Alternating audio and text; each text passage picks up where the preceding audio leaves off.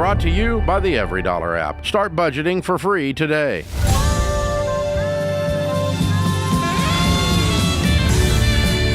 This is the Ramsey Show. Welcome, America. We're here to help you win with your money, win in your profession, and win with your relationships alongside the graceful, the fabulous Rachel Cruze, fresh off of her first inaugural ball, I might add. We might hear about that. We might not. She joins me. I'm Ken Coleman, and we're here for you. The phone number is 888-825-5225, 888-825-5225. And these are serious topics, but we like to have some fun. We do our best to smile. Right. We enjoy it. And coach you up because we want you to win. So it's going to be fun today. You ready to go, partner? Let's do it. She's ready. Megan joins us in Des Moines, Iowa. Megan, how can we help today? Hi, so excited to talk to you today. I listen every day, so this is kind of surreal. Thank you. I'm looking for some advice on bringing up estate planning with my multi-millionaire in-laws who are unwilling to have a conversation with my husband and I, but state that he and his brother will both be taken care of when they pass. How do we inquire so we know where the assets are in the event of long-term care or their passing? Wow. Man. Sounds like you've tried, and they're not interested. Yes. So I'm not sure that there's some unique strategy we're sitting on top of, because it sounds like they're like, look, you're fine. We'll let you know when we're gone. Sounds like to me. Yeah, essentially. Yeah, it said 50-50. It's just my husband and his brother, and he said, you're taken care of. Let me ask you this. What is it that you all want to know? Let's just assume that they were like, sure. What is it that you're looking to discover? Well, mostly there are multiple properties involved, as well as a business that my father-in-law owns. And we have no idea, because we're not in that specific field, what we would need to do in the event of, potentially selling that or his passing. That's our major concern. All right, so that reveals the answer to my next question, Rachel, was going to be why. Mm-hmm. Like, why do you want to know what it is that you want to know? And it seems like you guys are trying to be thoughtful, strategic. Yeah, and how have the conversations gone so far? Because you obviously know that they're not interested in talking about it. So who has brought them? Who has brought up the idea of having these conversations to them? So my husband has brought them up. He is the oldest, and we have a young family, so he's kind of more thinking about the future for those reasons. And they've also made it very clear that they do not want me involved in the conversations. Why? So that throws another added bonus. Well, I am not sure. Do you have a good relationship with them now? Barely. I mean, we're not best friends, but it's not, adversarial. And what about his brother? Is he married? He is not. Okay. I think you got to take a sign here. And I want to go back to my line of questioning. Yeah. So to the best of your ability, you guys need to just run a scenario, feels like to me, where you go, all right, let's say they give us this property and that property. What would we need to know to be able to be prepared to make the most of that? Go ahead and run that exercise out. You don't need to know which ones. If you know the whole portfolio and you know that you could get, let me just walk you through this. How many properties are we talking about total? 3 properties. 2 are rentals. One is a main home in which they live in, and the total is about $2.5 million. Okay, great. And they are owned assets. Go do your homework on those 3 properties. What is it that you feel like you would need to know if you were to come into ownership today? Whatever you told us your concerns were, go ahead and figure that out. Yeah, and I think too, Megan, you can only control what you can control. Yeah. You guys have kind of asked them, and they're not going to give it. So yeah, like Ken said earlier in the call, we don't have some secret line to give you that suddenly they decide to tell you everything. So what I would do, what I can control if I was in your scenario and this was my parents, is my sibling, because that's where the butting heads could start to happen, the fractured relationships. It's not the parents, because if they're gone, they're gone. Who's left is him and his brother. So if I were him, I would get in a room with his brother and be like, hey, let's just play, like to your point, let's play out some scenarios just so we can plan out as much as we can with the information we have. And then, and then that's all we can do. So I would just make sure that relationship is in a healthy place, because the calls that we do get a lot on here are when a family member dies and it's handed off to siblings and their adult siblings with other kids. It starts to get messy and all this. So if you can shore up that relationship, that's what you can do. But yeah, you can't force them to tell you guys. And we're on team Megan, okay, Megan? So take this the right way. Yeah. I'm on your team, okay? They've made it clear for some reason, and I'm not a therapist and nor am I a mind reader, but it's pretty clear to me that they've made it clear that they don't want you involved. So they're feeling something, whether you did something or not. That's not the point. The point is they've laid out a boundary. I feel like, and it doesn't matter why. We don't know, and you may not know. But you need to respect the boundary because it's only going to create what Rachel is saying, some tension. So you need to go, you know what? A, they're not my parents. B, they've made it clear to my hubs that they don't want me involved. So you know what? I'm not involved. And that would be my advice from a relationship standpoint. Let this go. Because I can tell you that we can feel it on you right now. There's some angst that you have. You can hear it on you because this is irritating to you. And that's okay. But you got to deal with that because you don't have any control. Rachel nailed that. So sorry, we can't give you a hack. I mean, other than, hiring some former CIA operative who can get information and I out think, of them. the family money dynamic, you wanna wade in carefully, especially as an in-law. And like my in-laws are so wonderful. They are very open with us. And every other year we get together as a family. And his dad has even said to the in-laws, like, I want your thoughts and opinions. They're very kind in that way. But I still am very aware I'm not their kid. Like there's, you know what I mean? Like there's still and even like, I think even within the Ramseys, like they know everything. And again, mom and dad would love and appreciate and respect the opinions of the in-laws for sure. But there's still just that small level of just social awareness of like, okay, these are not my parents. Or, I'm the in-law that I think is appropriate too. I don't know. Maybe people disagree with that. But I think there's a level of like, when you are their kid in blood, there's a level of holding that they have that an in-law never will. Yeah. I mean, what went off in your head when you heard her say, they've made it clear that they don't want me involved? I'm just curious, your female intuition and also your professional intuition. What did you think? That it's obviously not a great relationship. That's what I thought. Because then you asked her and she said, fairly. It's okay. When someone asks me, if you ask me, do you have a good relationship with somebody? And if I drop fairly on you, it's probably not going well. I don't think it's great. It's certainly not great. And I think there's some problems. And I will say though too, fairly. I will say too, it depends on the day. That generation, the parents' generation too, is a more private generation, right? You think about late boomers, even into the generation, before them. Like, so in her defense, they could just be very private people. I agree. That don't feel comfortable, regardless of whether they have a relationship or not. And her reasons were good. Say. But I think they can get the reasons why. I think they can plan for it either way. Yes. It's fun. People call us they want to know what we think. But you know what? We want to know what our audience thinks. We have a new audience coming in all the time, growing audience. And it's really important, if we're going to serve you, that we hear from you. So our listener survey, it's an annual thing we do. We need to hear from you. We really do, to serve you well. We want to hear from you.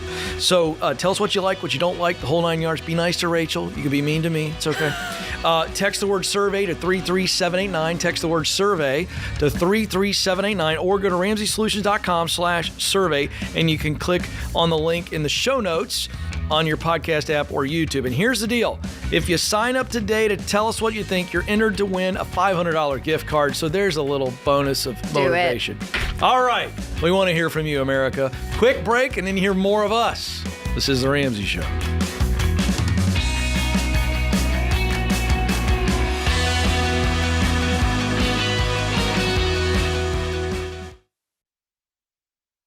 What does the future hold for business? Ask 9 experts and you'll get 10 different answers. Economic growth or a recession. Business taxes will go up or down. AI will help us work, or it will replace us all. But there's no such thing as a crystal ball. That's why more than 40,000 businesses have future-proofed themselves with NetSuite by Oracle, the #1 cloud enterprise resource planning system. Ramsey Solutions uses NetSuite, and you should too. Whether your company's earning millions or even hundreds of millions, NetSuite helps you respond to immediate challenges and seize your biggest opportunities. With one unified business management suite, there's only one source of truth for the visibility and control you need to make quick decisions. NetSuite's real-time insights and forecasting help you see into the future with actionable data.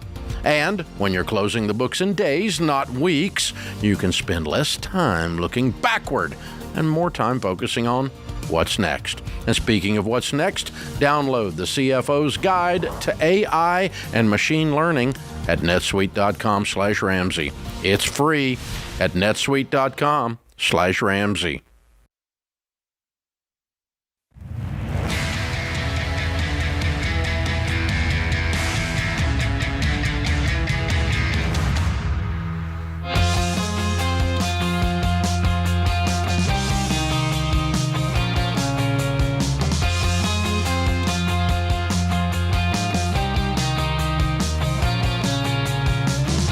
Welcome back to the Ramsey Show. I'm Ken Coleman, and Rachel Cruze is joining me.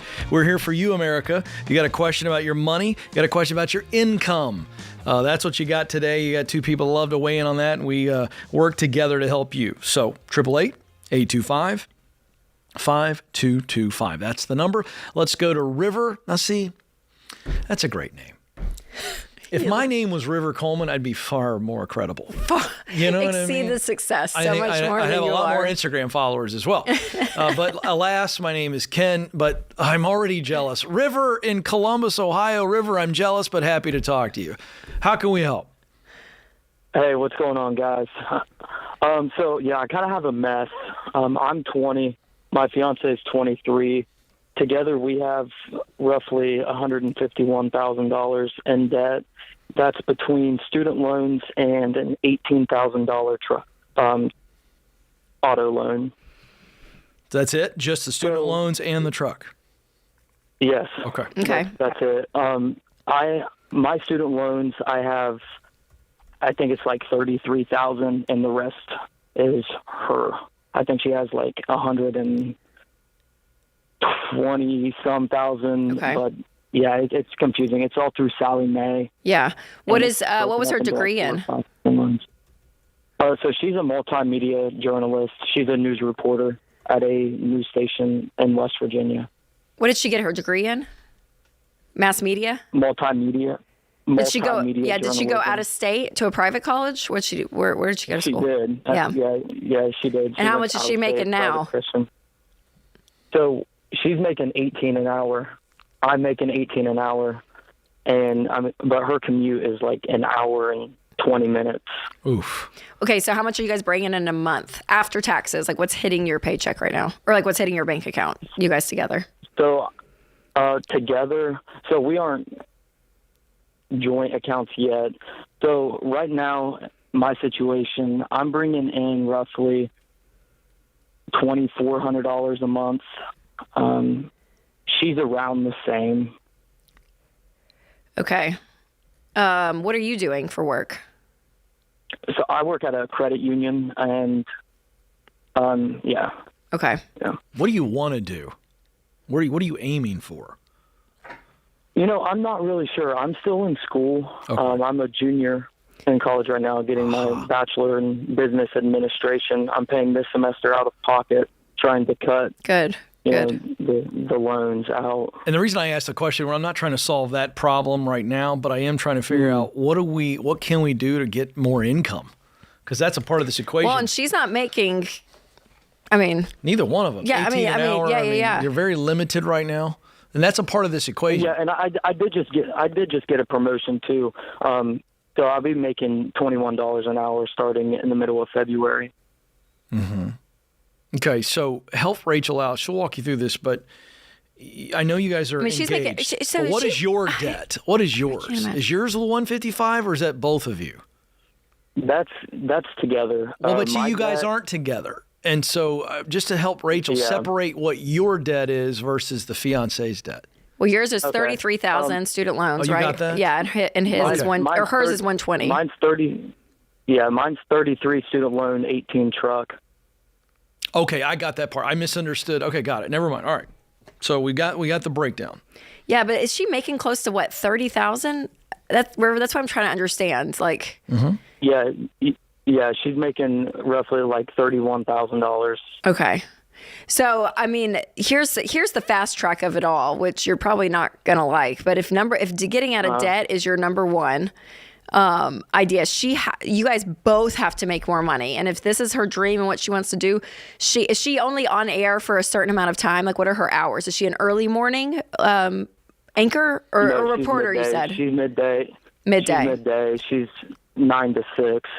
There's Okay. no money in that industry at this point. Well, that's what I was. I mean, like, I don't know if for a short term there's a shift and you go find something making 45, right? I mean, like, you're just like even $15,000 more if she were to with a side hustle, which I know crushes her dreams. And this is not to pick on your wife, River, or you, but America, this is what we're talking about when we talk about student loans. She took out $120,000 in student loans to make $30,000 a year. Yeah. So, with very limited opportunity. I mean, honestly, and so there is a lesson to be learned always. But for you guys, I mean, you're in it now, so obviously you can't go backwards. So I mean, if I were her, I'm like, you know what, I'm going to do anything for two to 3 years it's actually a to really get good this point. cleaned up. So River, is she one, and by the way, do I understand this and support this? Yes. Is she one that goes, I want to take my shot and I want to go to New York, LA, I want to be in a top 10 market one day? Is that her thing? Is she really ambitious for that? Is that a clear goal?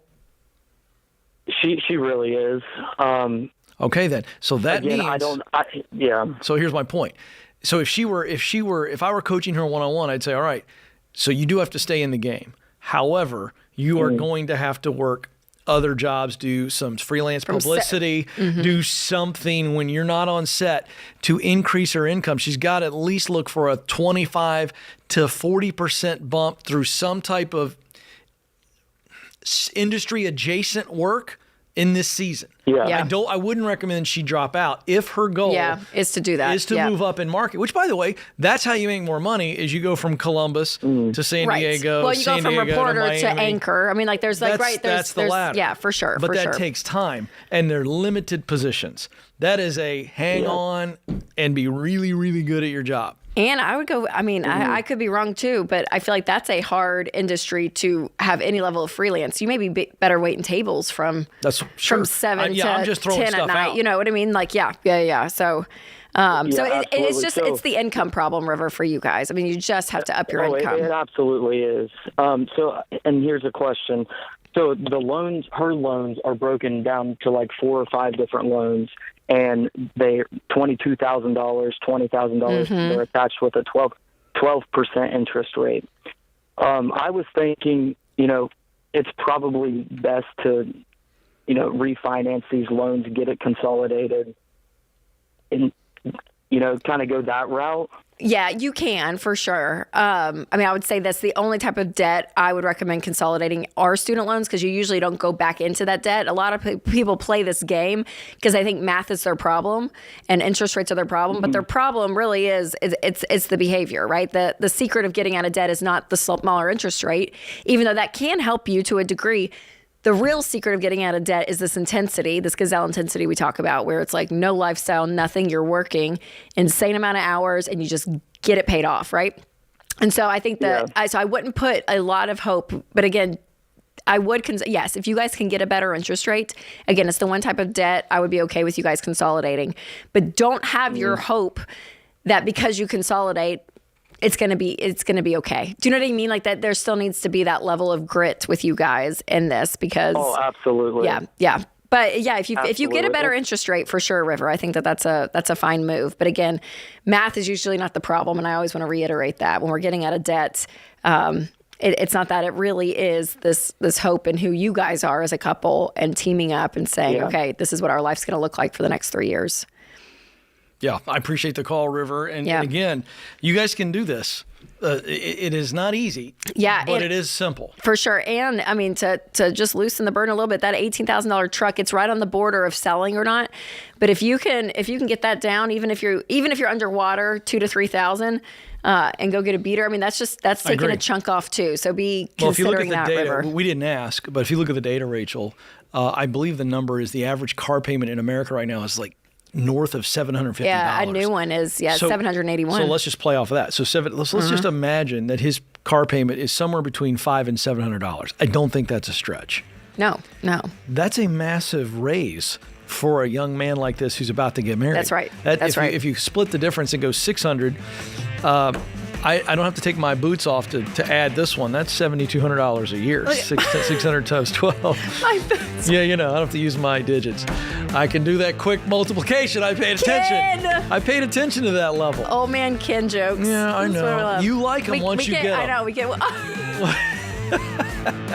Once you get them, it's good. She likes them. River, Sometimes I have to explain it during the commercial. River, we're cheering for you all. Come on, River. You can do it. Keep on flowing. This is The Ramsey Show.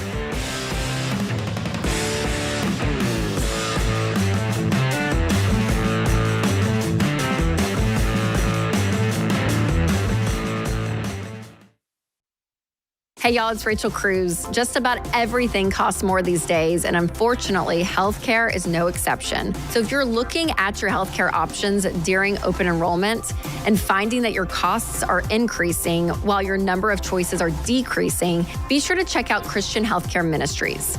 CHM is not health insurance. It's a biblically based health cost sharing ministry that's helped hundreds of thousands of families just like yours cover nearly $10 billion in healthcare costs.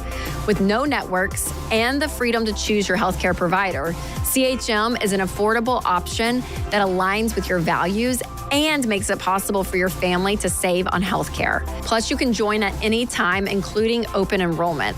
You guys, CHM has been helping Ramsey fans for 15 years, and they're the only health cost sharing provider endorsed by Ramsey. So you can trust CHM to take care of you like we would. Programs start as low as $98 a month. So find out more and join today at chministries.org/budget. That's chministries.org/budget.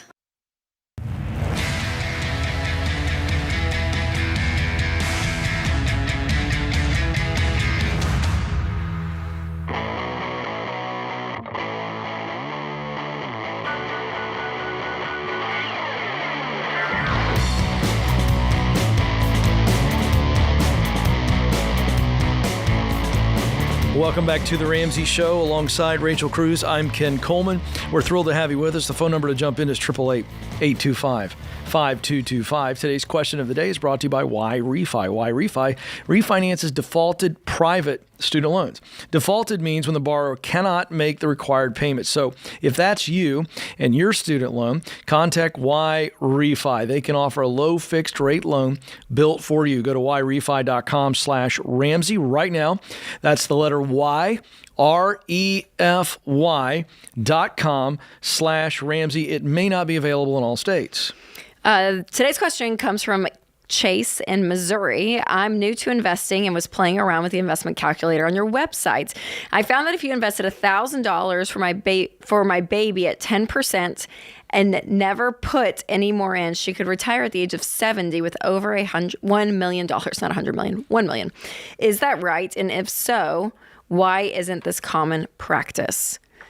I don't have my investment calculator pulled up, but over 70 years, are you going to pull it up, Ken? I'll do my best. Yeah, Ramsey investment calculator. I mean, compound interest is powerful. And over 70 years, I probably wouldn't be surprised if you put no more in at 10% of a rate of return. And so why isn't this common practice, you ask? Well, there's maybe a couple of reasons. One, I think parents don't have $1,000 to put in. I think there's a level of margin that people are trying to find. Also, when you are investing for a child, the recommendation of you having to be really over it because a minor can't open up their own account. So it would be your name in it and, being able to transfer it to them long-term is an option too. So, and investing, I would say too, 960. So here's what we got. I put in the current age of 1. He may be thinking 0, but Yeah. I just did quick numbers. Retire at 70. You only put $1,000 in and you never contribute monthly. And you're on this number, you are getting an annual return of 10%. So I could drop that to 8% for the cynics. And let's see what that does. So it's a lot different, $245,000. So there you go. But yeah, the question holds. Why don't more people do it? Because they don't understand compound interest. How many years at Ramsey have we taught that simple lesson of compound interest, you know? And it just most people don't even think about it. Yeah, and I think in investing overall, it can be an intimidating factor of money. And if you don't feel like you fully understand it, you're less apt to probably go into that world, I would say. But there's power in that. And then always, I think about 40% of Americans can't cover a $400 emergency in cash. So to have $1,000 that's not for you in your emergency fund, there's a lot of people that don't have it. But I agree with you. I mean, Chase, great. By the way, I adjusted the number to 0. I didn't know if the thing would let me do it. So a newborn baby, it would get to $1,065,261 at the age of 70 at a 10% annual return. So there you go. There you go. It was correct. I usually let the money personalities do that, James, but I feel pretty good there after a test run right there under pressure. I'm so proud of you. So I'm glad you did it. I'm having fun with this, folks, because if I can do it while hosting a show with my squirrel running around in my brain, you need to be going to RamseySolutions.com and start plugging it in. Use the investment calculator. Imagine how much fun you can have with it when you're not hosting a show while doing it. So it's great. I think that was a wonderful exhibition there. Madison is up in Phoenix, Arizona. Madison, how can we help today? Yeah, my question is, first of all, thank you for taking my call. Of course. My question is, should I pay off my house while continuing to look for work?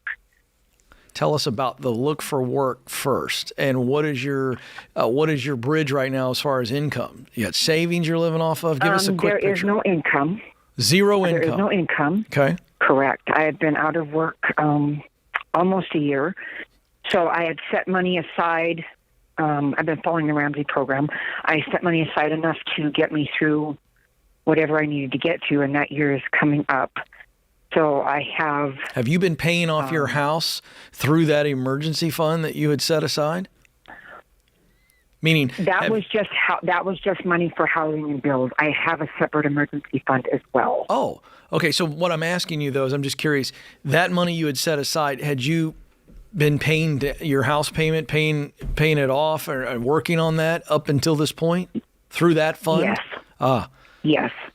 Well, no, I wouldn't be doing. We would tell you to slow down, pause everything. You got to get some employment here. I love that you had an extra rainy day fund. Yeah. How much do you have saved, Madison, total?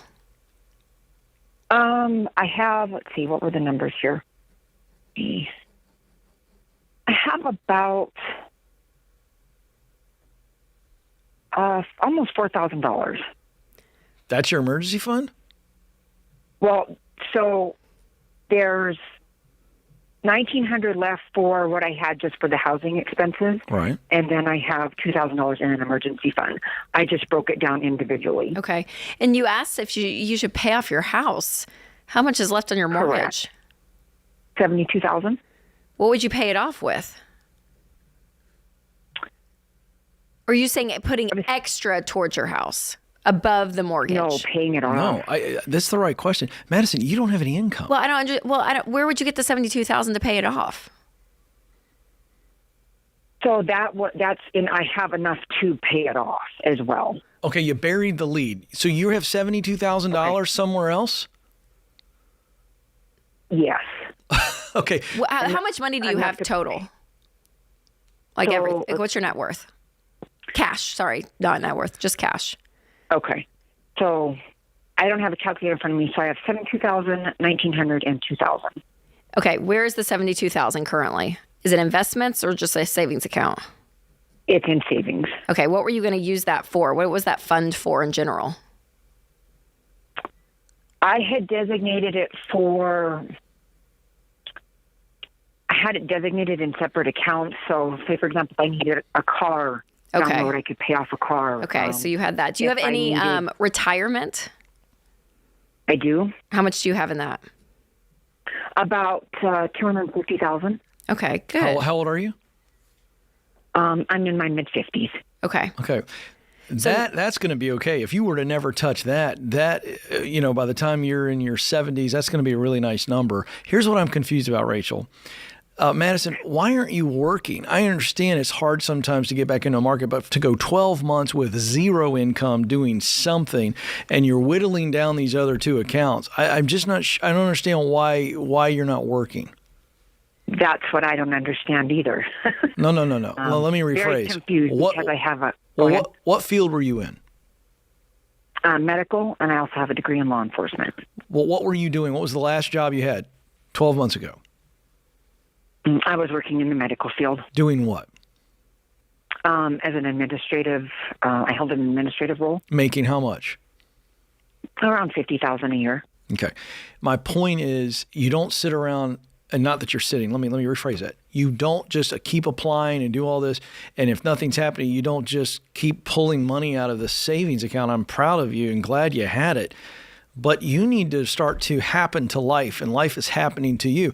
I don't understand with that skill set why you aren't applying for multiple different types of jobs. I don't care if it's a shift manager at Home Depot or at Banana Republic, or I'm driving, I'm doing something. You have got to be bringing in income, because I guess you don't need a whole lot. Like, what do you need to actually survive each month to cover your bills? We only got about a minute, so give me a real quick answer.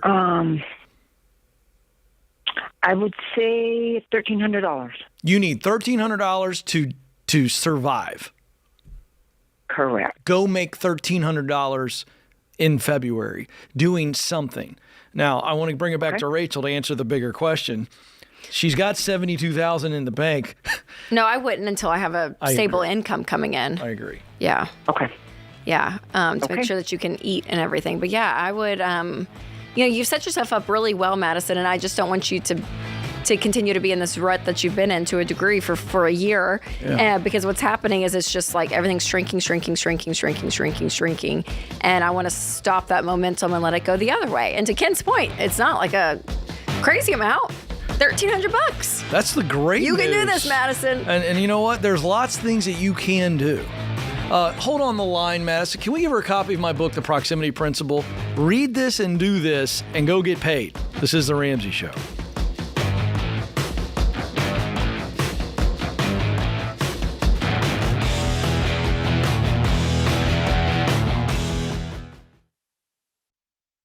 Hey, what's up, guys? It's Jade Warshaw, and I'm just gonna cut to the chase. If anyone knows about paying off student loans, it's me. Okay, my husband and I had $460,000 of debt, and $280,000 of it was student loans. So I know the pressure that you feel when you have that debt weighing you down. But I also know there's a way out, because we did it, and you can too. Getting out of student loan debt starts with taking control of the situation, and Laurel Road can help. Laurel Road offers a free 30-minute consultation with a student loan expert to go over your repayment options and help make a plan based on your specific situation to get your student loans paid off fast. Okay, truth be told, refinancing is not the move for everyone. My advice is that you should only consider it if you can get a lower rate or a shorter term. But if refinancing is your next move, I think it should be with Laurel Road. They offer low competitive rates and terms that could help you pay less over the lifetime of your loan. Plus, they offer interest rate incentives like auto pay discount. So go to laurelroad.com/Ramsey to find out more and schedule your free 30-minute consultation. That's laurelroad.com/Ramsey.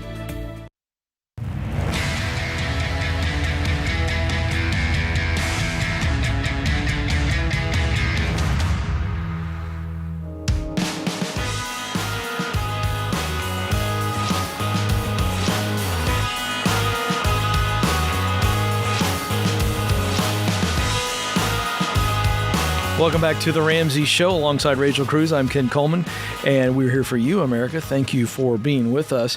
Hey, we just had a wildly successful virtual event last night, and that leads me to tell you we are coming back with part two of what was a successful event last year. It's a 2-night virtual event known as Investing Essentials. This is with Dave Ramsey and George Camel. This was a wildly successful event last year because people know that investing, Rachel, is very very confusing. It's intimidating. And so in this event, we're going to cover everything through the maximizing your 401k and mutual funds. And then Dave is going to give his personal playbook on how he invests in real estate. So this is not an Instagram reel with 8 cuts and cool music designed to get you to click a link. This is a tried and true investing strategy that Dave has done for many decades. So that's also a popular part of this. It is happening March 4 and 5. So put that on your calendar or go ahead right now to RamseySolutions.com/events, RamseySolutions.com/events, and you can sign up. Tickets start at $199, March 4 and 5. So that will be fun. Love to see you there. All right, Bobby's up in Atlanta, Georgia. Bobby, how can we help today? Hey, guys. How are you? Good. How are you doing today? Doing all right. So my fiance and I are getting married in April. All right. Congrats. And thank you. She was born and raised in Scotland, and she still lives there. So we've been long distance for about almost 8 years. Where in Scotland? And she's on the West Coast, so she's basically right on the water, about 40 minutes from Glasgow. Oh, man. Wow. I love Scotland. Are y'all going to move there? Yes. No, she's actually moving here to Georgia. Boy, she's really trading it in. Bobby. Downgrade for her. Bobby, you must be a very convincing or charming young man. Maybe very handsome, too. I'd do my best, or at least I've fooled her well. That's right. Hey, real quick question, and we'll get down to the important stuff, but America wants to know, is the wedding in Scotland, and are you going to wear a kilt? So yes, it is in Scotland. And it's right on one of the locks there, and I am not wearing a kilt. How many kilts will be at the wedding, though? I'm a little disappointed. I bet a lot of the attendees will wear kilts. True? Actually, you would be surprised because half of her family is English, and of course, all of my family is American, and so there's only probably going to be 25% of the people there wearing kilts. Well, 25% is pretty good, I'll though. take it. And Bobby, I know I'm not getting an invite, but if I was to be invited, the Coleman line the crest or your like the plaid? I would wear one. I bet you would. Absolutely. I really would. With the high socks, I'd commit to the whole outfit. I would bagpipe down the aisle. That's great. Yeah, all right. Well, we are having bagpipes down the aisle, so there is that. Bobby, listen, I could be talked into hosting the reception. Email my team. We'll talk about it. We'll see if we can make it work. All right, Bobby, this is great. So you guys grew up, different money culture, the way you looked at it. We don't know. Well, that's what he said. No, he said that she grew up in Scotland. It's different.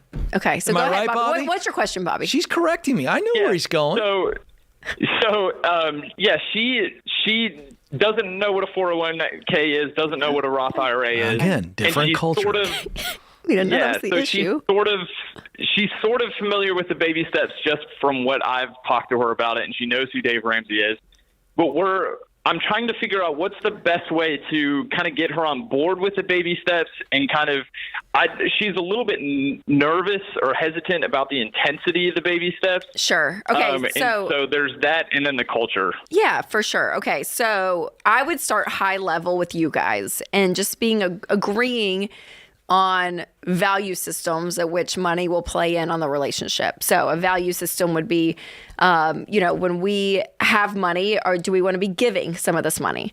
Is that part of our plan? Do we, how much, is savings something that she gives her a level of security, right? Is there, is debt a tool or is it a disease? Yes. How is debt playing in? So I would go less baby steps and more just a little bit of that value system, because that's a human thing, not an American thing. So you can look at money because they have money in Scotland. Right, so it's just Sure. Let's together get on the same page. Do they have money over there? And then Thank you for revealing that. How we implement it over here, how does that look? So if we both agree, yes, savings is important. She may be more of a spender naturally, right? And that's okay. Opposites attract.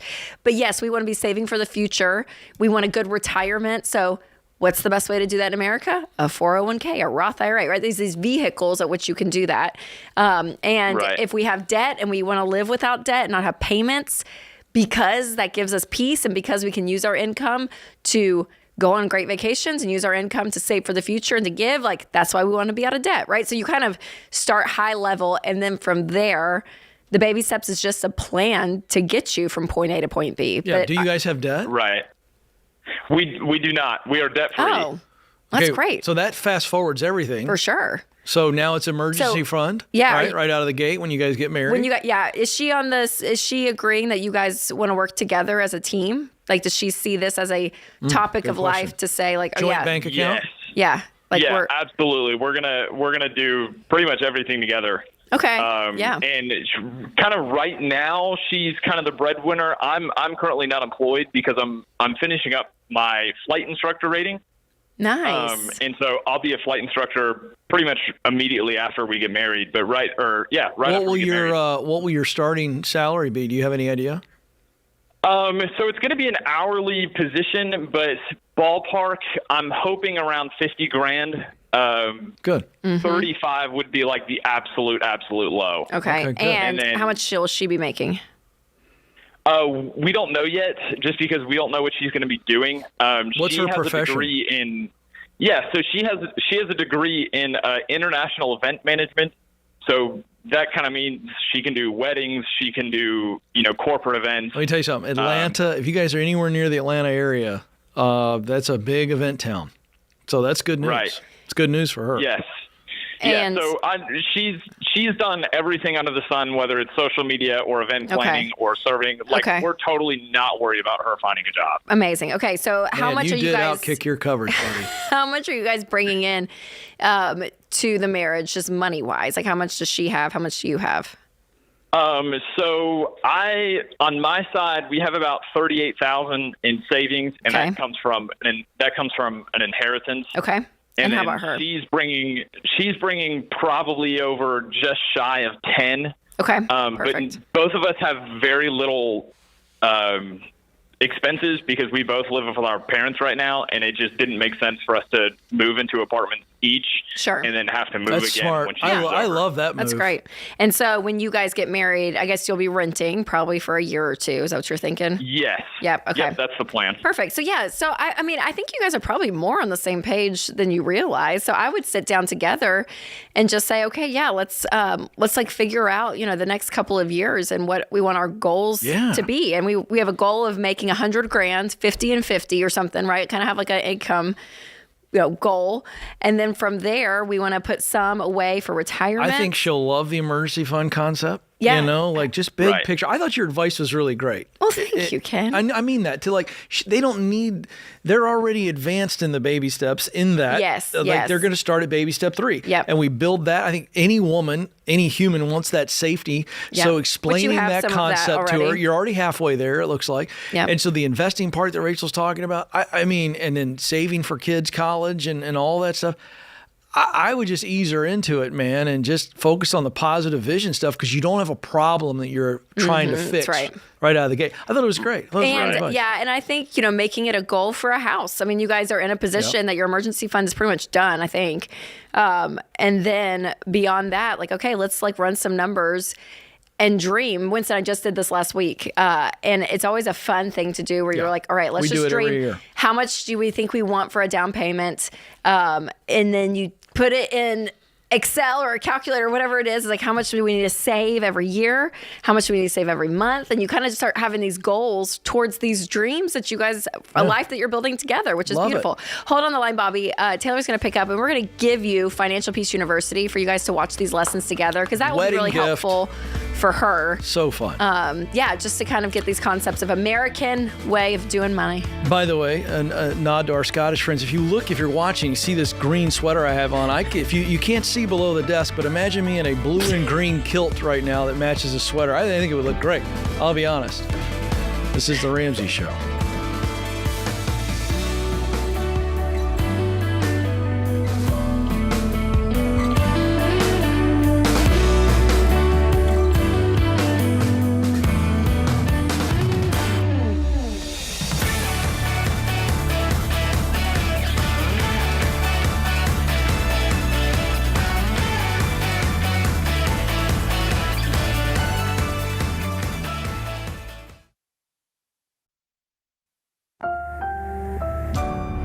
Brought to you by the EveryDollar app. Start budgeting for free today.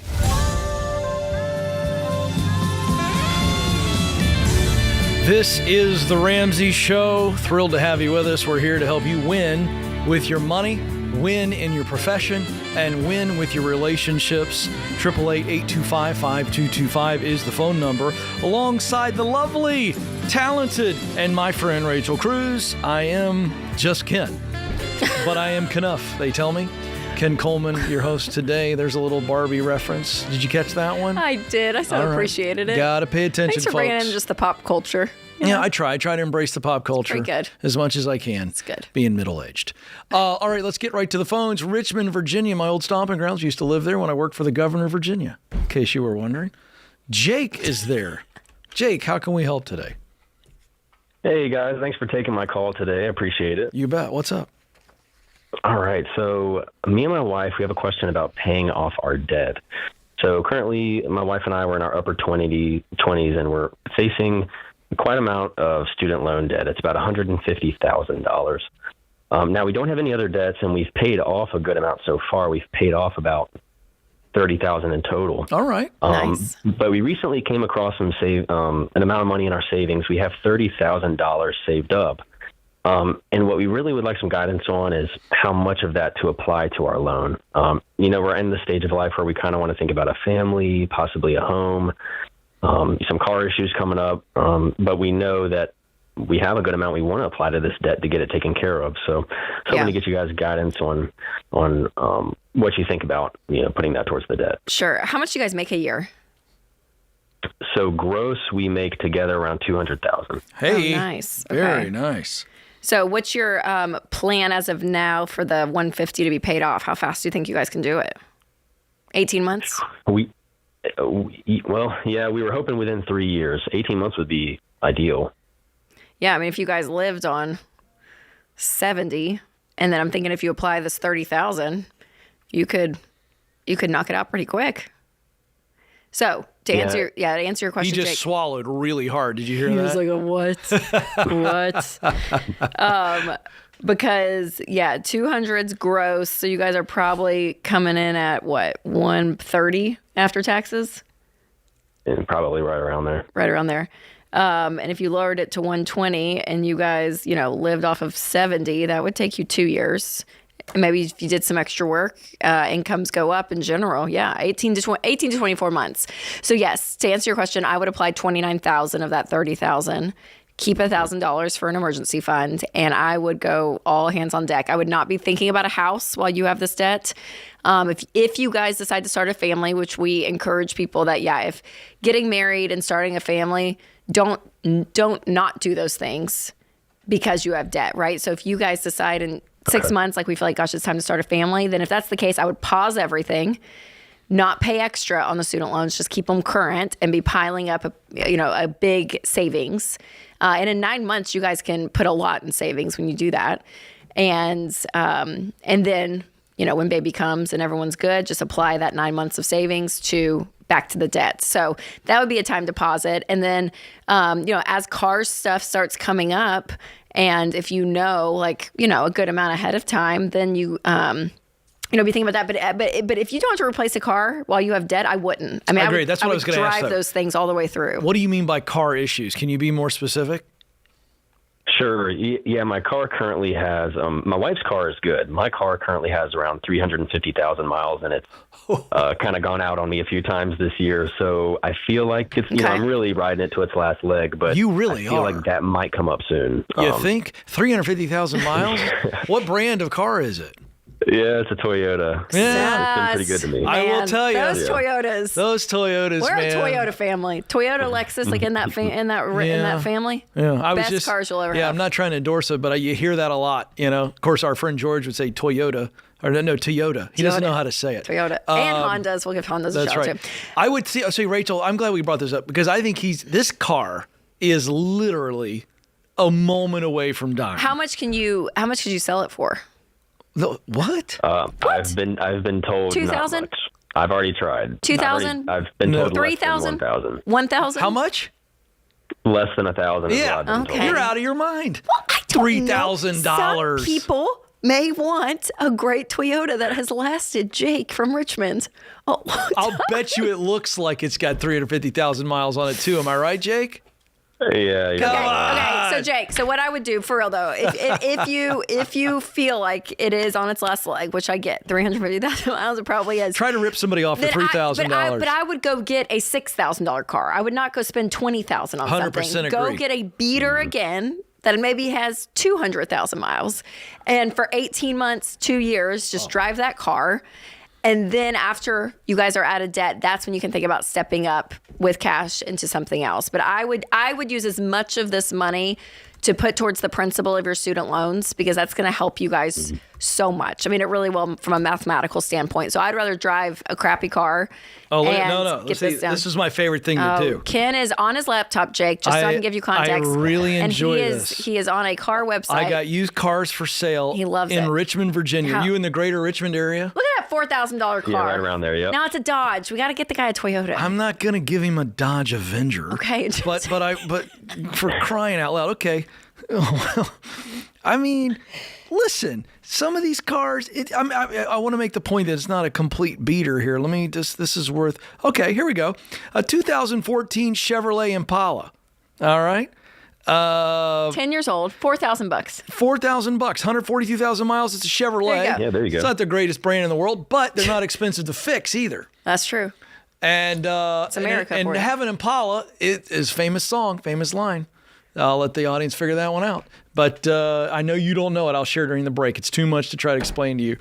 It's an age thing. She just doesn't. She doesn't get it. But anyway, that's the example there. And I really am having fun with this. But people don't realize what you can get for under $5,000. Yes. And let's be honest, he's driving a turd. It's a Toyota. Yeah, I mean, it's done its job. Yeah, it has. But it's going to die soon. Yeah, and so for $4,000, you get the Chevy Impala. Is it good looking? I'm not going to lie to you. It's not different colors. It's just a silver car. You would never know. Yeah, I'm saying the Impala, the 2014 Impala is not a car that you buy for status. Sure. But that's okay. And that's why you do it. That's why we do it. We get to it get from out of debt. A to B. So A to B. That's all we're looking for. Yes, for this time period. So, right. so I would put as much as you can, Jake, that you guys feel comfortable with. Again, with the car replacement and an emergency fund, everything else needs to go to this. And then, so you guys are in a perfect position too, Jake, to go and earn some extra money on a side hustle before kids. It is the time to do it. It really is, because, and we talk to families all the time that get out of debt with kids, right? I mean, that is a lot of our audience, but it's hard. Like when you have a full day of work, you pick up your kids and then you have to go to another job, and this, and a spouse has to stay home and do bed. I mean, like it just gets really complicated, and it gets more and more tiring and more difficult. And so you guys are in a perfect season. For 6-8 months, like go work extra, right? Bring some of that in. What do you got? What do you got for us, Ken? James, I got a snappy looking 2012 Mazda 3 Touring, only $5,000, 130,000 miles, and it's got a nice little blue color to it. You kind of feel good about yourself zipping into wherever it is you got to go. So again, I make the point. And quick commercial break. I'm going to teach Rachel about this famous song lyric that involved Impala, and we'll be back. This is The Ramsey Show.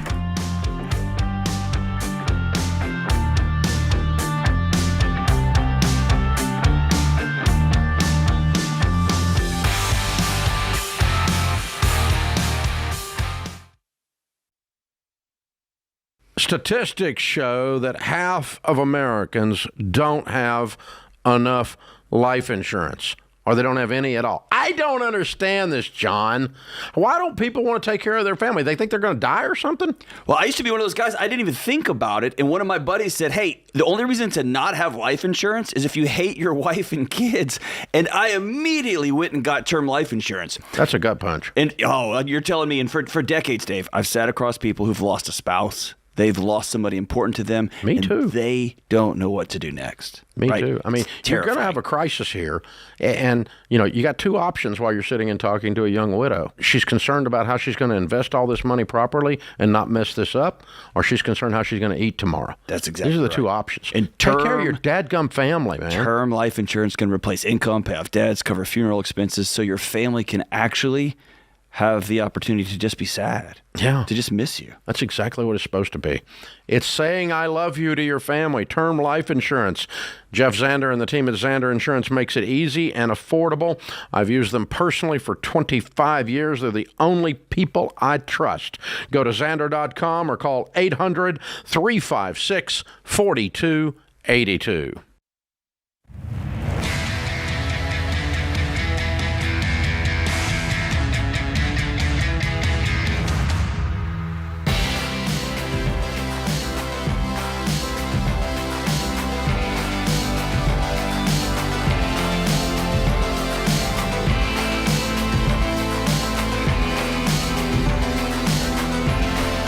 Welcome back, America. You have joined the conversation here on The Ramsey Show alongside Rachel Cruze. I'm Ken Coleman. Excited to have you with us today, taking your money calls, your income, profession-related calls, because that goes together. Let's get right back to the phones. Madison, Wisconsin is where Tyler joins us. Tyler, how can we help today? Hey, Ken and Rachel. Thanks so much for taking my call. You bet. So my wife and I are about $42,000 in debt. And after watching Rachel's message at Fresh Life, it really kind of motivated us to really go hard at the debt. And so, we're very thankful for that because that shifted our mindset a lot. And so one thing we're going to do, and we were kind of going down this path anyway, but we're selling our house that we're in right now. And initially our plan was actually to sell our house, buy a new house in a different area. And now we decided we're actually going to sell a house, move into an apartment because we're going to net around $200,000-ish with the sale of our house. Oh, wow. Okay. And so basically we're trying to figure out the best way to handle that, because I think the obvious route is to take that, throw everything at the debt that we have, about $42,000. So take $42,000, throw it at the debt. That would leave us with about $160,000 left. And ultimately, we do want to buy another house in, 1 to 3 years. But I just don't know the best way to handle, how we handle that money as far as, do we put the rest, aside for down payment? Do we put any Tyler, can I ask retirement, anything? Why are you guys selling? To move to a different area? We moved. We got kind of lucky as far as timing for this house, and we bought it in 2020. And we moved here for my wife's job, and honestly, we hate the area. Mm-hmm. And my wife's job, she's not working at that job anymore, so the location isn't relevant for us. I work from home, so really location doesn't matter. And so we're just kind of hoping to move to an area that we like a little bit better. Okay. How far, I'm just curious, from where you guys currently are to where you want to be? Is it like a 30-minute difference, or is it like a 10-minute? It's about 2 hours. Oh, like a totally different area. Okay. I'm sorry. I gotcha. Yeah. Okay. That's great. Yep. So, Tyler, I would for sure, when you guys get that $200,000, I would, yes, apply it to the 42. Go ahead and pay off your debt that day. I would set some money aside. At this point for you guys, do y'all have any kids? Yep, we do have a 9-month-old baby. Oh, okay. And do you guys both have pretty stable jobs? So my wife is a stay-at-home mom. Okay. And I am self-employed, so my income is pretty variable. Okay. So because of the kid element, and it's on one income and it's a variable income, I would probably just put aside 6 months of an emergency fund. We always say 3 to 6 months, but 3 would be, if you're single or if you don't have any kids and you both have pretty stable incomes, you could do more of the 3. Yeah. But because it's a little bit, just to give you guys some extra safety. So I would figure out your monthly expenses, multiply it by 6, and out of that 150, put that aside, and I would just open up a high yield savings account. This is what my husband and I did, and label it emergency fund, and you don't touch it. And then I would leave the rest, which would be what? How much do you think a 6-month emergency fund would be for you guys? Yeah, so good news is we actually already have that taken care of. But it's about $30,000. So we actually have that already apart from the $200,000. Oh, wow. Okay. That's fantastic. Okay. So the 160 that's left, then I would just keep it in a high yield savings, honestly, Tyler. I would not invest it because you guys are going to use it for a down payment in the next, 2 to 3 years at the latest, probably. So yeah, I would, if it's not more than 5 years, if it was more than 5 years, I would invest. But you guys are in a position, and you may even pull the trigger faster, if you see a great house, because the sooner you get in the market, honestly, the better it's going to be. And you guys will have a great down payment. So I would just put it in a high yield savings and just let it be there. That's really helpful. So this might be a dumb question, but I was kind of doing research into that. Like, what classifies something as a high yield savings? Like, we have our savings account right now. I don't know if it's classified as that or not, but it'll be pretty apparent. It'll say high yield. So high yield savings, a money market account, and that it will say it. And, just, this is not a plug. It's just what we use. We use Ally Bank. Usually an online bank is going to be better for high yield savings. You're going to probably get a little bit of a better rate of return versus a brick and mortar standard bank. So we have our checking with a kind of a local bank that has brick and mortar, and then we have an online high yield savings. We just have it through Ally. I know there's a couple of companies that are out there, but you can even just Google and I don't know. There's a lot out there. Just make sure that there's no, because some banks, if they're online, will charge you like weird fees and so kind of look into the fine print and just get a great option. But something like Ally is totally fine. Yeah, appreciate the call and good job. Good job, young man. I mean, taking great care of your family. Love that you got all that cash, and now you're going to be debt-free pretty soon. So don't talk yourself out of that. Don't let anybody talk yourself out of that. Rachel set you up really well, so really, really happy for you as you kind of start a new chapter. Really fun. Let's go to Columbia, South Carolina, and Kevin is joining us there. Kevin, how can we help today? Yeah, hey, thank you guys for taking my call. My question is, I pull a large sum of money out of my retirement investments to build a home. I'll give you a little backstory. My wife and I are both over 59 and a half. She's retired, draws a pension of about $42,000 a year. I make about $142,000 with my salary. And we have got about $1.85 million in investments, some pre-tax, Roth, and then some non-retirement investment accounts. And in that 1.85, there's roughly $200,000 in cash. What I'm hoping to do is to try to pull some money out of my retirement investments to fund the house, but not cripple myself in retirement. How much money are you thinking about pulling out? Need about $750 for the purchase for the construction of the home. So part of that would be funded by the $200,000 in cash, still leaving us a fully funded emergency fund. And then the balance we would pull out of them. Most of it as we could out of the Roth, and then the balance would have to come out of the pre-tax accounts. What is your current situation as far as a home? Do you own your current home? We own our current home. We have no debt. We're going to tear the house down on the property that we're on because it's the value is in the land, not in the dwelling, and so to build our dream home. Oh, on your current current home. That's correct. So we're going to just tear down what we currently reside in, move out, and then build a home here on this. What's the total cost of that going to be? You said $750 plus, or is it $750? Yeah, it'll be $750 is what the contract price will be. And we'll figure probably 10% for contingency money. So, somewhere $825 to $850. We're thinking. Okay. And have you guys run out numbers? Because that's going to leave you, 1.2 left in retirement. And have you guys run numbers on that, or how long you're going to be working, just making sure that you guys are in a good spot long term? Yeah, we feel pretty good about that. We figure we'll have somewhere between $850 to $900K left in retirement investments. And then, given the rate of return, banking at 10%, hopefully for averaging, but we feel like we'd be very comfortable. We hadn't anticipated pulling any kind of money towards or pulling Social Security money until we get full retirement age or even 70 if it permits. So we feel pretty comfortable. We don't have any other debt. That's great.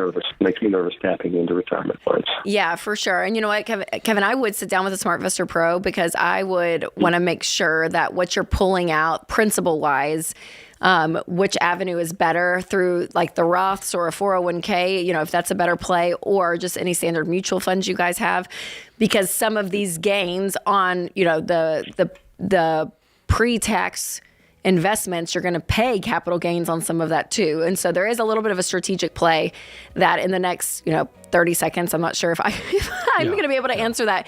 So, I think from a number standpoint, you're not being irresponsible at all. But that next step is, how and which investments to take out of. And I would talk to your financial planner and to make sure you're doing that from a tax perspective the wisest way. Yeah, agree. But because you still got earning potential, still got a really nice nest egg that will continue to grow, and this is a part of your retirement strategy. So for using the funds that way for a paid off house, I don't think there's anything scary here, but make sure you do your homework. This is The Ramsey Show.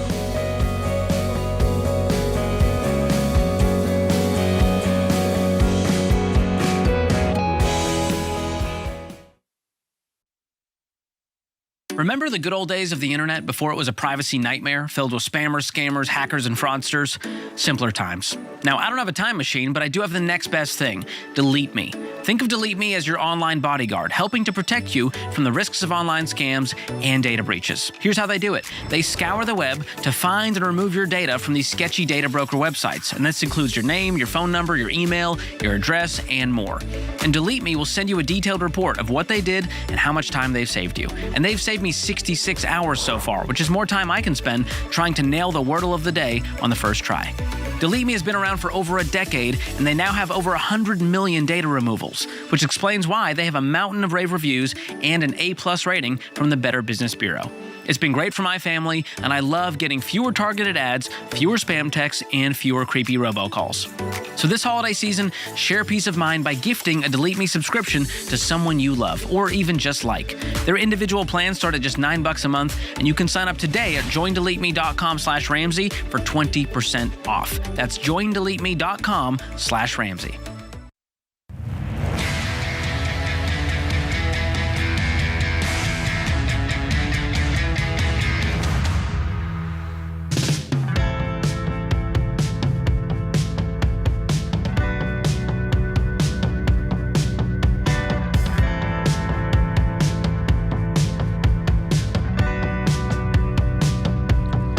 Welcome back to The Ramsey Show. I'm Ken Coleman, and Rachel Cruze is alongside. Thrilled to have you with us. Glad you're with us wherever you are, however you are watching. Let's get right back to the phones. 888-825-5225 is the number. Brandy is joining us now in Pendleton, Oregon. Brandy, how can we help today? Hi, thank you for taking my call. You bet. What's going on?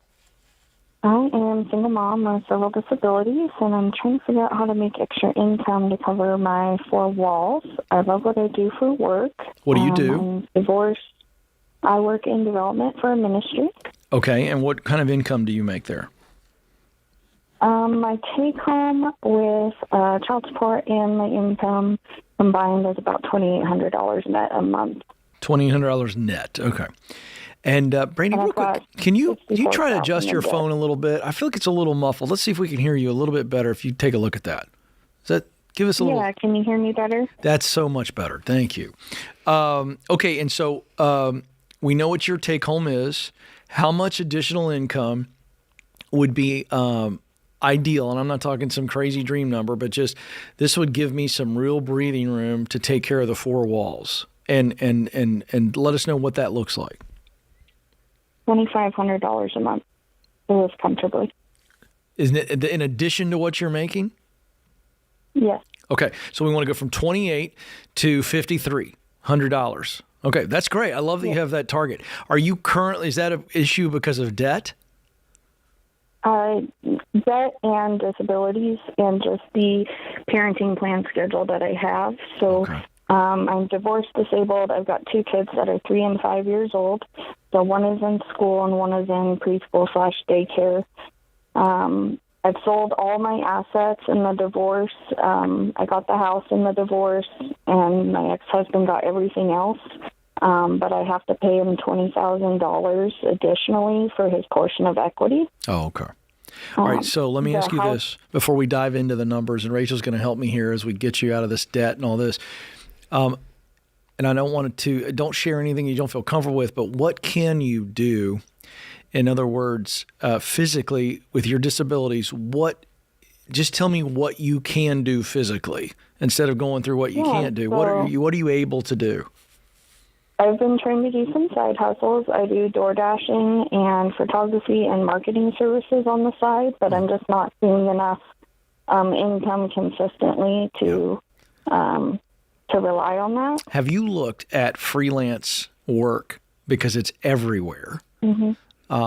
In programming, because that's your greatest skill, is the programming. If you were doing what you were doing for a for-profit business, not a ministry, my guess is you might be making 20 to 30% more. Is that outrageous, what I'm saying? Yeah. Brandy, I agree. Listen, I would be putting all my attention right now into freelance opportunities with your programming skills, because that's going to pay you top notch for your time. Of all the things that you could do, and when we look at exchanging time for money, that's going to be your highest rate. You agree with that, correct?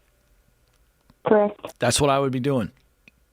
Because when I look at that number of increasing your income by an additional $2,500 a month, that's what I would be doing.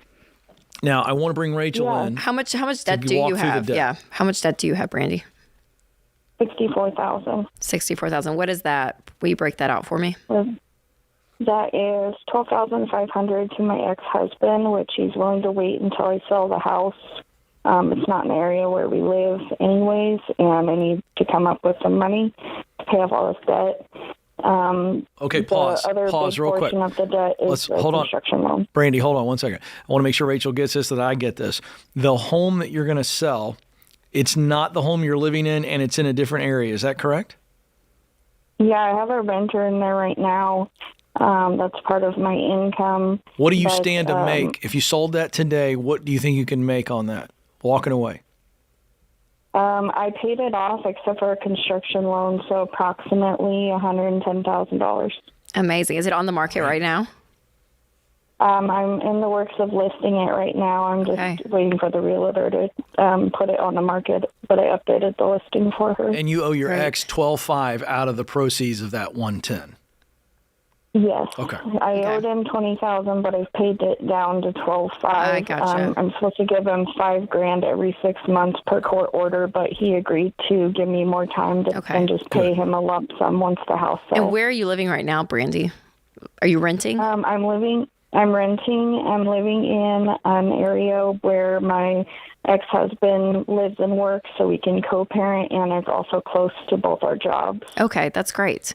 So you'll have $98,000 after the sale of this house, and average, median days on the market right now is around 70 days or so. That's right. Yeah. So hopefully in the next 3 to 4 months, your house will sell. So this is short term in a sense, but that $98,000.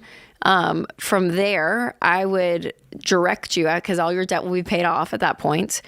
I'd like to get to baby step 4. I think I'd be able to do that with the sale of this home. I think it's just the short term that I'm trying to figure out. Yes, so that's what I was going to, okay, that's great. Because Ken is right. For the short term, for the next, make it a goal for the next 6 months to bring in an extra $2,000 a month. And you can, because of the programming skills. At the beginning of this call, Brandy, just where my mind was going, I almost was going to encourage you, even though you love your job, a lot of us love things, but we just don't make enough money to cover it.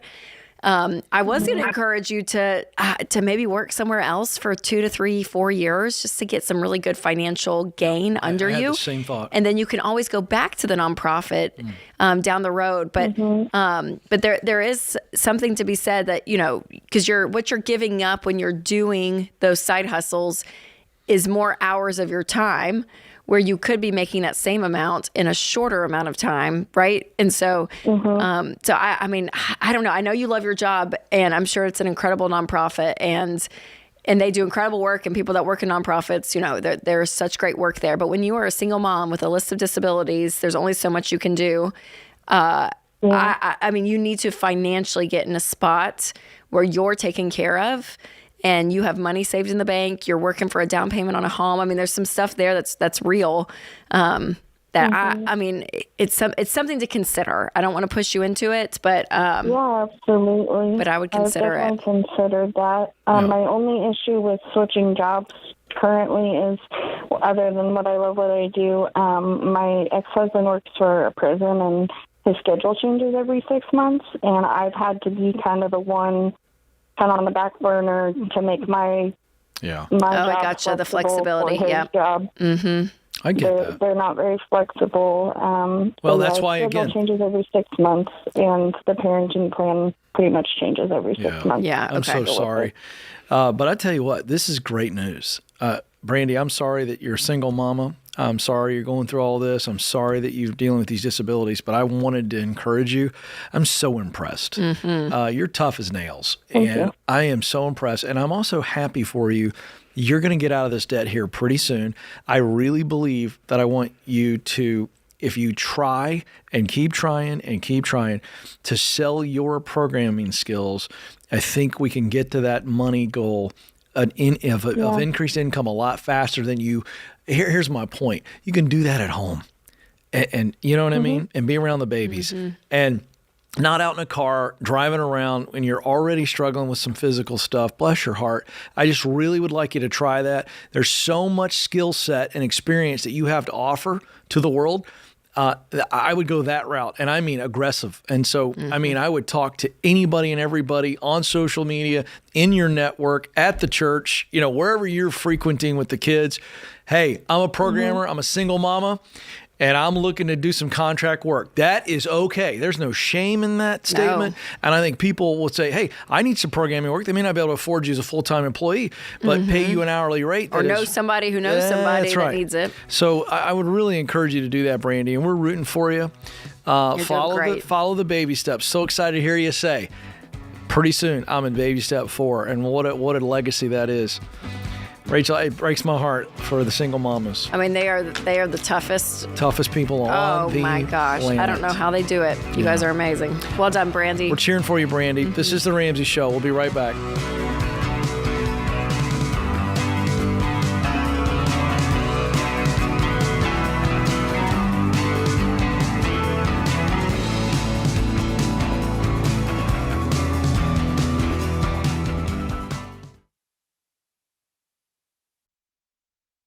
Mortgage rates have dropped, so if you're thinking about buying a home in the next year, contact your local Churchill mortgage team right now. If you wait, more people will be in the market competing for the same homes and potentially driving up prices. Churchill will help you do the math to be sure your budget is correct, making your home a blessing and helping you build lasting wealth. Learn more at churchillmortgage.com. churchillmortgage.com.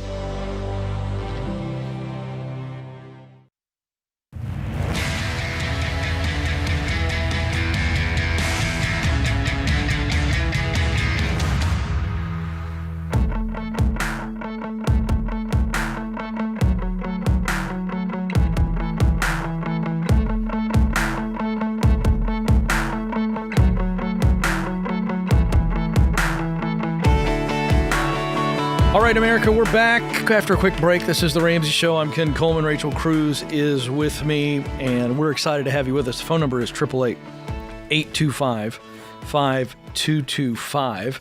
And the real estate market, Rachel, I know your Hubs is in real estate, Dave's in real estate, and you started thinking about where we're going in 2025. New year, what's going to happen? What's the Fed going to do?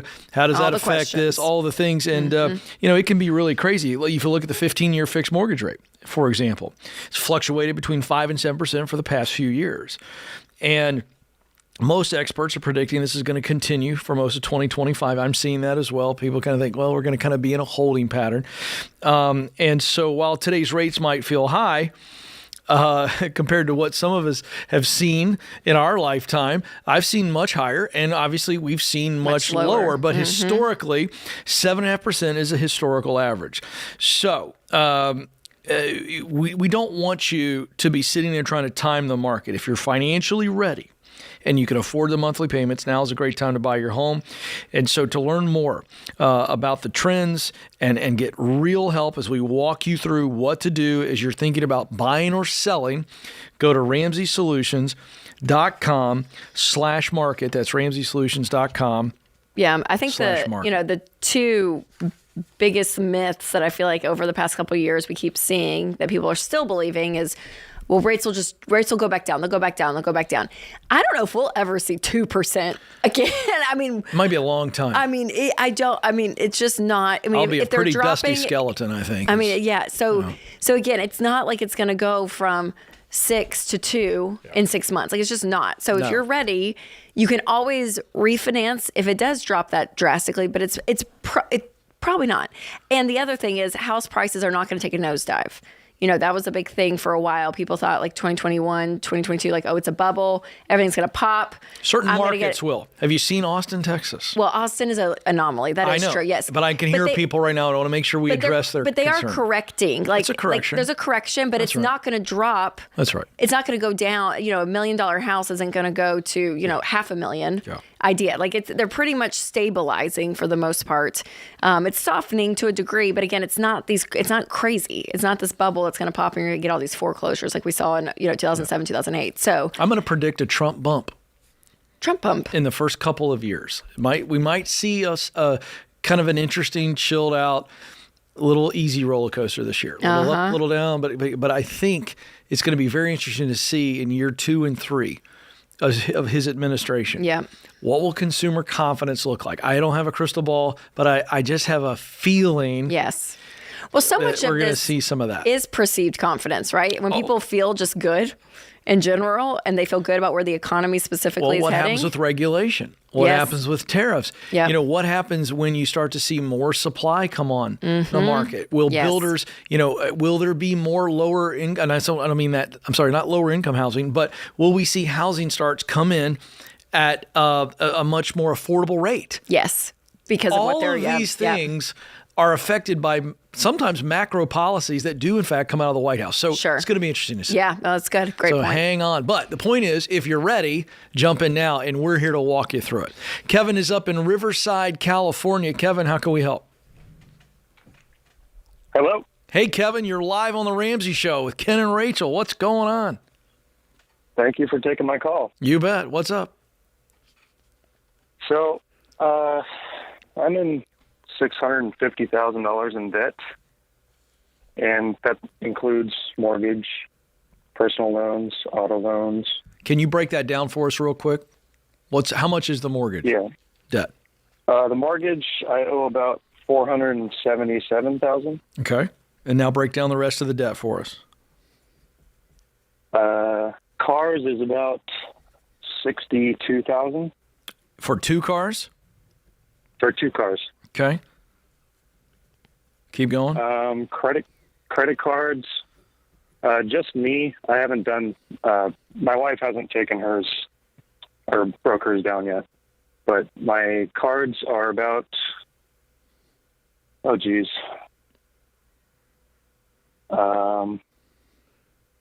say 25,000. Okay. Personal loans? Personal loans, small business, I would say 25,000. Okay. And then the rest in small loans, like a firm and stuff like that. Yeah, which would equal what? I haven't broken that down yet, but it's pretty much the rest of my debt. And so how much debt? So that makes up the whole 655 if I'm doing quick math. Am I right? Yeah, I guess. How much does I'm sorry, I'm trying to move us along, Kevin. How much debt does your wife have? I'm guessing about 25,000. Okay. And the way you're talking mostly about credit this, cards? Credit cards and personal. Okay. And you guys have separate finances, it sounds like.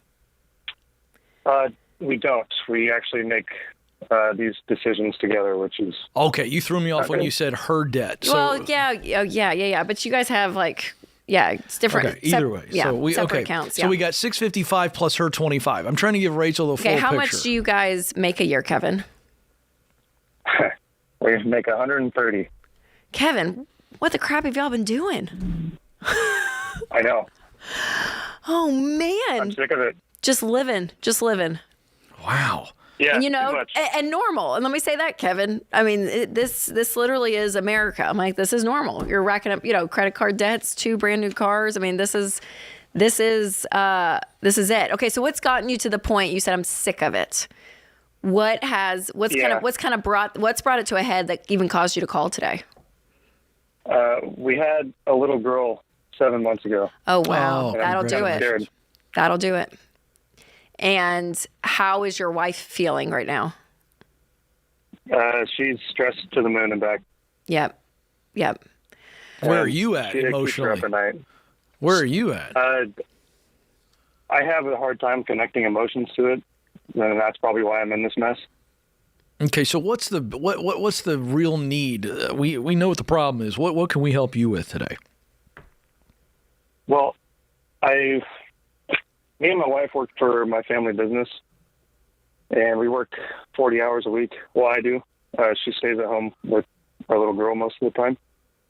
But I want to work more, but I feel like I'm a little selfish for wanting to work a lot more than 40 hours. Okay, Kevin. And not being home. All right, I'm jumping in because we got about 2 minutes with you or less. You're not being selfish. No. In fact, I would say you're being selfish if you're not working 80 hours a week. And is your wife collecting a salary? You said we both work for the family business. Is she getting paid to be at home? We collect salary. She works from home. Great. On her computer. So great. So you need to be working like crazy. How You're much not is selfish. how much is your mortgage payment a month? $3,700. Okay. That's getting up to what, 40% of your take home pay? Yeah. Yeah. Okay. So here's what I do, Kevin. So this is gonna be real quick. This is gonna be very painful to implement. It's much easier for me to sell you all this. I would put the house on the market. I would sell it. This is way out of bounds. You have too much house. It's taking 40%, and then think about all these other payments. You guys are barely able to eat. I'm like, this is taking up so much. So if I were you guys, I would sell the house. I would sell the cars. I would be working 80 hours a week, and I would clean this up. That's what I would do. I mean, I would. Would you get any equity from the home if you guys sold? There's about $30,000 in the house, which I feel like is all fees for putting it on the market anyways. Well, but again, if you can get out, even if it's a break even, she's right. You saved yourself $3,700 a month, which you need. Because your income, the ratio of what you guys need to pay for rent and mortgage needs to be about half of where you're at because you're house poor. I'm like, you guys, so I would cut up the credit cards tonight. You have to keep this feeling of I'm done. And you have to get debt out of your life. You have to stop. And I would be selling everything in sight, including those cars, and get your head above water. You guys have, a 3 to 4 year journey here, but you can do this. Hold on the line. Taylor's going to pick up, and we're going to give you guys Financial Peace University, which is our 9-lesson course. And you guys watch this together and just implement these steps. It's going to be hard, but worth it. This is The Ramsey Show.